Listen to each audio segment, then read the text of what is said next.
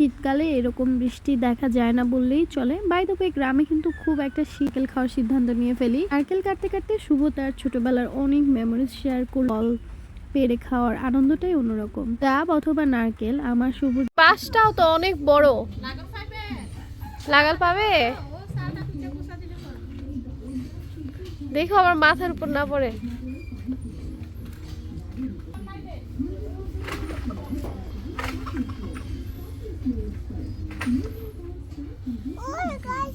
ওই যে গাছে গাছে নারকেল। বা শুধু মানুষকে দেওয়ার ক্ষেত্রেই না, নানা কাজে ব্যবহৃত হয়, তাই না? আমার মোবাইলে কিন্তু ফেসবুকে ভিডিও আপলোড করার জন্য অনেক ভিডিওস আছে, তবে কেন জানি না আজকের এই ক্লিপগুলো আপনাদেরকে শেয়ার করতে খুব ইচ্ছে হলো। শ্বশুরবাড়িতে আমার যাতায়াতটা খুব কম, বিয়ের পরপরই প্রবাসে চলে গিয়েছিলাম।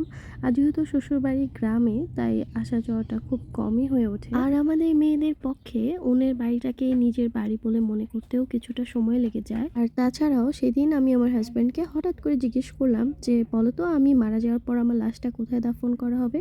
আমার হাজব্যান্ড একটু সময় না নিয়ে বলল, কেন, আমাদের বাড়িতে।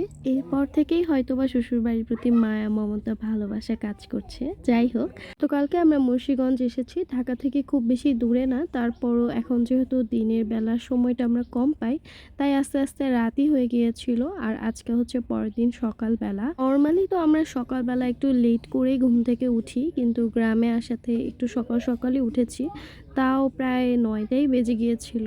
তো ঘুম থেকে উঠে আমরা ব্রেকফাস্ট করে গাছের নিচে ঘুরে বেড়াচ্ছি কোন গাছে কি ফল আছে। যেহেতু এখন খুব একটা ফলের সিজন না, তাই কোনো গাছে তেমন কোনো ফল দেখলাম না। অবশেষে নারকেল গাছে এক ঝোপ নারকেল দেখে আমরা নারকেল খাওয়ার সিদ্ধান্ত নিয়ে ফেলি। নারকেল কাটতে কাটতে শুভ তার ছোটবেলার অনেক মেমোরিজ শেয়ার করলো। এই গাছে আগে অনেক নারকেল হতো, কিভাবে ওরা পেরে খেত।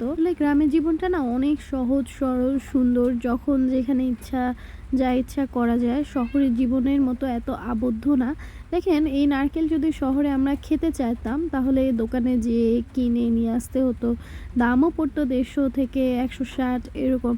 অথচ গ্রামে চাইলেই নিজের ঘরে আশেপাশের বিভিন্ন গাছে বিভিন্ন ফল পেড়ে খাওয়ার আনন্দটাই অন্যরকম। ডাব অথবা নারকেল আমার শুভ দুজনেরই খুব পছন্দের। মালয়েশিয়াতেও আমরা অনেক ডাব নারকেল খেয়েছি, কিন্তু মালয়েশিয়ার নারকেল বা ডাবগুলো না এত মিষ্টি হয় না। বাংলাদেশের নারকেলগুলো অনেক মিষ্টি হয়। এর মাঝখানে আমার শাশুড়ি মা মুড়ি দিয়ে দিল, যে মুড়ি দিয়ে খাও আরও বেশি ভালো লাগবে।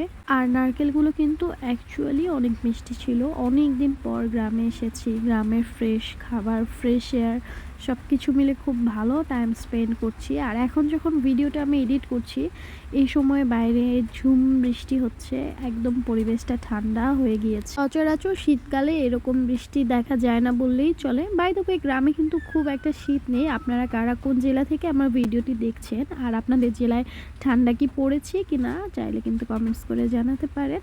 এই ছিল আজকের ভিডিও। গ্রামে বেশ কিছুদিন থাকবো আর নতুন নতুন ভিডিও আপনাদের সাথে শেয়ার করব। সবাইকে আল্লাহ হাফেজ।